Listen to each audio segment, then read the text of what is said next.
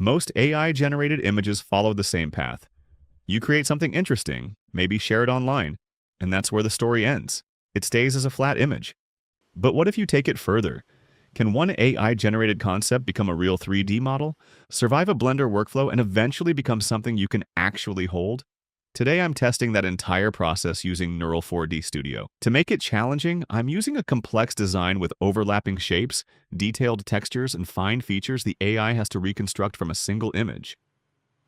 The first step is creating the image itself inside Neural4D Studio using the concept 2D creative space. I didn't want an easy object. A simple figurine wouldn't prove much. Instead, I created a design with layered mechanical panels, thin geometry, asymmetric details, and multiple surface textures. The more challenging the concept, the better it would test the image to 3D workflow. After several iterations, I settled on this version.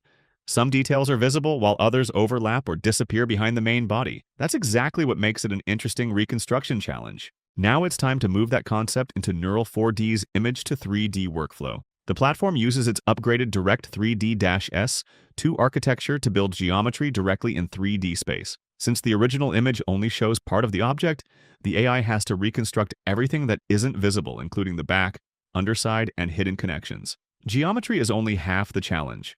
Neural4D also focuses on preserving textures and fine visual details, so I deliberately chose a design with small patterns, material variation, and features that could easily disappear. Once generation finished, I compared the result with the original concept, rotated the model from every angle, inspected the hidden surfaces, and zoomed into the smallest details. A recognizable silhouette is easy.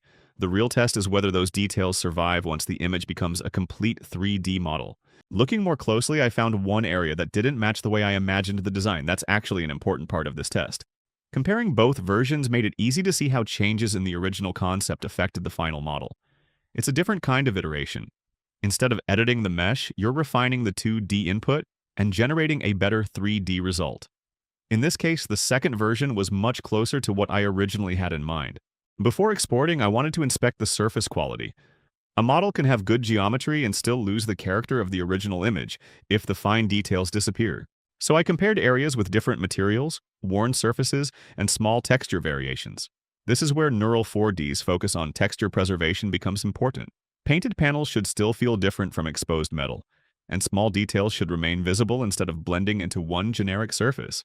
Under changing light and close inspection, I could clearly see how much of the original image carried over into the final model. A good-looking model inside one platform isn't enough. It also needs to work outside it. So I exported the model, selected the format I needed, and opened it in Blender. This is where it stops being an AI demo and starts becoming a real 3D asset. I inspected the geometry, switched to wireframe mode, and checked the areas that usually matter later in production. Neural4D describes its output as watertight and suitable for downstream workflows, including 3D printing. Rather than simply repeating that claim, I wanted to verify it myself. I'm not expecting AI to remove every manual step.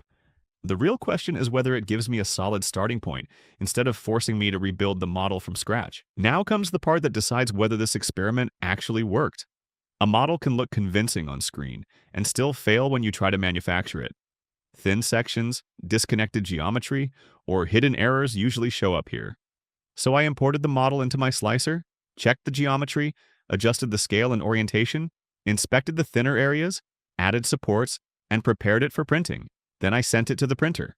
And if you don't own a 3D printer, Neural4D also offers a printing service, so you can generate a model and have a physical version printed and shipped directly to you. At this point, the result is no longer theoretical. Either the geometry survives the workflow or it doesn't. Once the print started, every previous step was finally being tested together. After it finished, I removed the supports, cleaned the print, and then spent some time painting it to bring the original concept to life. And honestly, look at the final result. It's hard to believe this started as a single AI-generated image. We began with one picture on a screen, and now it's a finished object I can actually hold in my hand. If Nike ever sees this, they might just send me an email. For me, that's the most interesting part of Neural4D Studio. It's not about magically finishing every 3D project. It's about shortening the distance between an idea and a real asset you can continue working with. If you're building AI workflows or want to integrate Neural4D into your own website or application, Neural4D also provides API access. If you'd like to try Neural4D Studio yourself, I'll leave my link and invite code in the description below. And let me know what I should turn into a real object next.